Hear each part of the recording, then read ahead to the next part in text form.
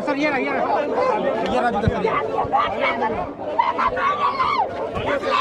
तो का हाल बा भाई लोग। हाई देख ला जाए आज के ताजा खबर। हाई विष्णु राज को लवर राधिका अभी बताओ कि पुलिस के चकमा दे के भैया अभी भागत रही कहाँ दुबई। हाँ तो भैया गौर से वीडियो के देख ला जा तो हम लोग के समझ में आ जी भैया अभी पुलिस के भैया चकमा दे के आई डरन अभी छोड़ के भागत रही दुबई अपन घर द्वार छोड़ के कि अब तो हमारी एकदम पूरा क्षति हो या पुलिस धो ले तो छोड़ी नहीं। तो भैया गौर से वीडियो के देखवा जा समझ में आ जाई। और भाई लोग देख ला जा राधिका इतना तेज बाली की पुलिस के चकमा दे के आ दुबई भागे का फेरा में बाली आज पकड़ा गई। आज पुलिस प्रशासन उनके धो के आ खूब उठत हिया वही रोड पर आ लेके भैया एकदम कैद में अपना कस्टडी में रखले बिया। तो राधिका तू कतनो भगबू हो तो हर जीव ना बची। तो भाई लोग अब सुन लो जा और देख लो जा कि अभी भाग के दुबई भागत रही कि अब हमारा जान बच जाई मगर इनकर जान बची वची ना भाई लोग।